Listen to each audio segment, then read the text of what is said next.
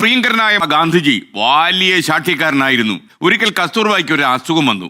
ഗാന്ധിജി അവരോട് പറഞ്ഞു, നീ ഉപ്പും പരിപ്പും ഉപേക്ഷിക്കണം. ഗാന്ധിജിയുടെ ഈ അഡ്വൈസ് കസ്തൂർബായ്ക്ക് തീരെ ഇഷ്ടപ്പെട്ടില്ല. താങ്കളോട് ഉപ്പും പരിപ്പും ഉപേക്ഷിക്കാൻ ആരെങ്കിലും പറഞ്ഞാൽ താങ്കൾ അത് കേൾക്കുവോ? എന്നെ കൊണ്ട് അത് ചെയ്യിക്കാൻ നോക്കല്ല, അത് ശരിയല്ല എന്ന് കസ്തൂർബ തിരിച്ചടിച്ചു. ഗാന്ധിജിക്ക് അത് വലിയ സങ്കടമായി. പിന്നെ തൻ്റെ തീരുമാനം അദ്ദേഹം കസ്തൂർബയോട് പ്രഖ്യാപിച്ചു. ആട്ടെ, ഞാൻ ഒരു കൊല്ലത്തേക്ക് ഉപ്പും പരിപ്പും ഉപേക്ഷിക്കാൻ തീരുമാനിച്ചു. കസ്തൂർബയ്ക്ക് അത് രണ്ടും ഉപേക്ഷിക്കുകയോ ഉപേക്ഷിക്കാതിരിക്കുകയോ ചെയ്യാം എന്ന് ഗാന്ധിജി പറഞ്ഞു. കസ്തൂർബയ്ക്ക് വലിയ സങ്കടമായി. തനിക്ക് വേണ്ടി ഉപ്പും പരിപ്പും അത് ഉപേക്ഷിക്കാൻ തീരുമാനിക്കുക, വല്ലാത്ത റിപ്പൻറ്റൻസ്. കസ്തൂർബ പറഞ്ഞു, അങ്ങയുടെ സ്വഭാവം നന്നായിട്ട് എനിക്കറിയാം, എന്നിട്ടും ഞാൻ അങ്ങയെ ധിക്കരിച്ചത് വലിയ തെറ്റായിപ്പോയി.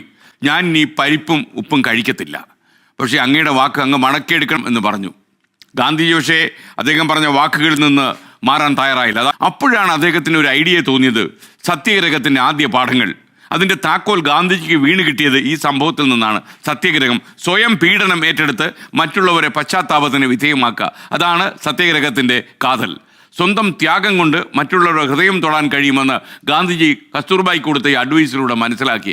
അങ്ങനെയാണ് ഗാന്ധിജി സത്യഗ്രഹം എന്ന് പറയുന്ന വലിയ ആയുധം കയ്യിലെടുത്തത്. നിങ്ങൾക്കറിയാം, സത്യം വധ ധർമ്മം ചര, സത്യഗ്രഹം അദ്ദേഹം ഏറ്റെടുത്തു. ഇന്നും ലോകത്തെ ഏറ്റവും ശക്തമായ സമരമുറ ഏത് എന്ന് ചോദിച്ചാൽ അതിനൊറ്റ ഉത്തരമേ ഉള്ളൂ, സത്യഗ്രഹം.